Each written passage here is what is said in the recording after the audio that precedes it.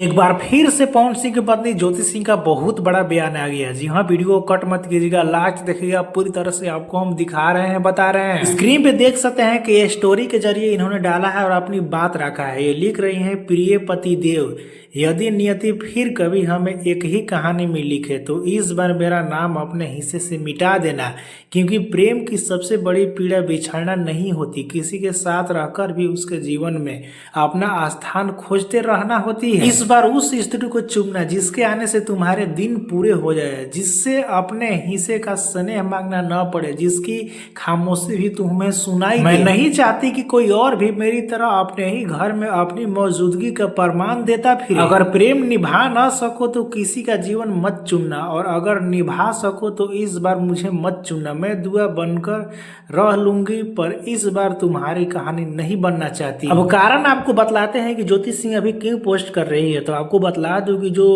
भोजपुरी बवाल शो चल रहा है उस पे उनकी पहली पत्नी जो नीलम सिंह थी, उस पे पवन सिंह खुलकर बात किए हैं और रोते हुए नजर आ रहे हैं।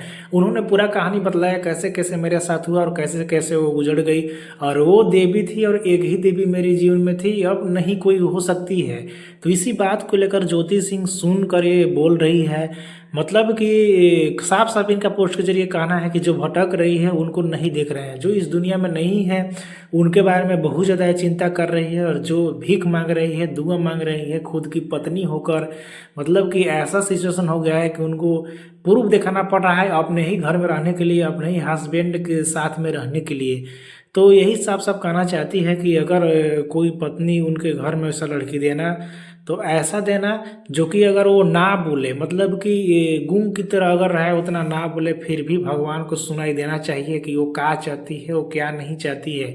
और एक बार ज्योति सिंह ने बयान में दिया था कि पवन जी को ऐसी पत्नी चाहिए जो उनसे सवाल ना करे, उनसे कुछ। बाकी इस पे आप सभी का क्या रहा है, आपको क्या लगता है, क्या आप कहना चाहते हैं, नीचे कमेंट में बताना ना भूले। वीडियो को लाइक करें, चैनल को सब्सक्राइब कर ले, फेसबुक पे तो फॉलो कर ले।